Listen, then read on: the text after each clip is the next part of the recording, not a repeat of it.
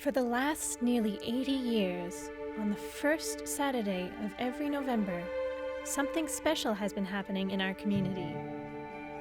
Parishioners of Holy Trinity Hawkesbury have headed out into the bush, snow, rain or shine, to gather greens to make wreaths for the yearly Christmas Bazaar. Meet Bill, Eleanor, and Joan, who will be sharing the secrets of this yearly tradition. This has been an annual tradition for the Anglican Church in Hawkesbury since the very early 40s, possibly 42. When I was just relatively new to the world. I've just given my age away, by the way. I guess at times when the weather was good, enjoyed by many out here in the bush. I can remember they used to make, what, 100, 120 or more back in the day. Yes. When I first came back, it was about 140 some wreaths they were making. Really? It was a lot of wreaths. And they were selling them for what, $5? Well, it started, according to Mary Ellen, it started at 50 cents. Yep. Really? Well, back in the 1940s, 50 cents could buy quite a bit. I think they went up to about $3, and then we went to 5. Yeah, 5 and for gradually a long time, up. and then But the last 5 or so years, it was 25. Yes, and well, it should have been too. yeah, when you think of all the hours go into it, eh? Ladies, I think you people want to get We better going get and back in start there. your digging, and you'll take that western road in Right, there. yeah, Okay. and There's an arrow in the tree, I believe.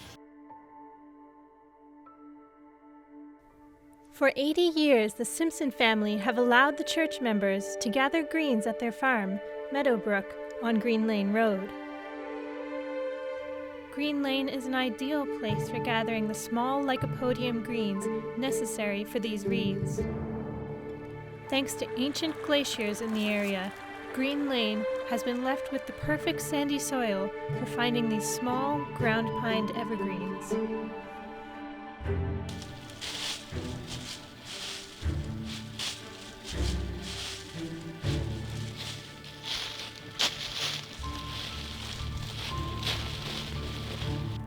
If you pull it, you get a long string.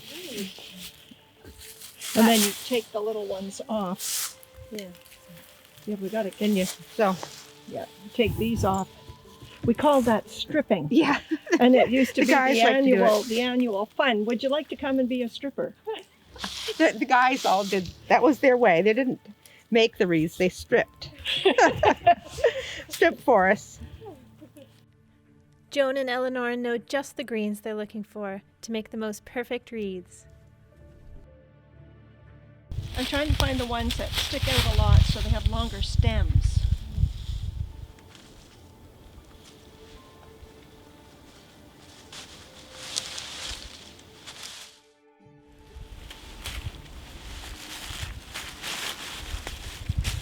Now we need some plain ones too, not just the... But these, lots of those.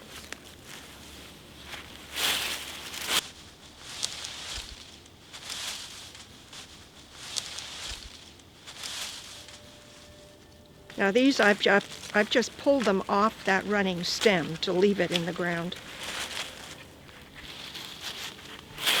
And of course, if they're deep in the leaves, the stems tend to be longer. The key is gathering many plain lycopodium with a mix of other ornamental greens, like the candle greens that have blooms on the top. This gives different texture and a different decoration, because most of them will be plain like this. But when you add this to it, it gives it a different look. Sometimes you've got the bits of yellow, and we just sort of pick them off because you don't really want the yellow showing. Normally, with these bags, if they're packed, well packed, you get 2, maybe 3 wreaths out of a bag. But I mean, we're just leaving them very loose here, so yeah. With the greens now gathered, join us in the next video to see how the wreaths are constructed.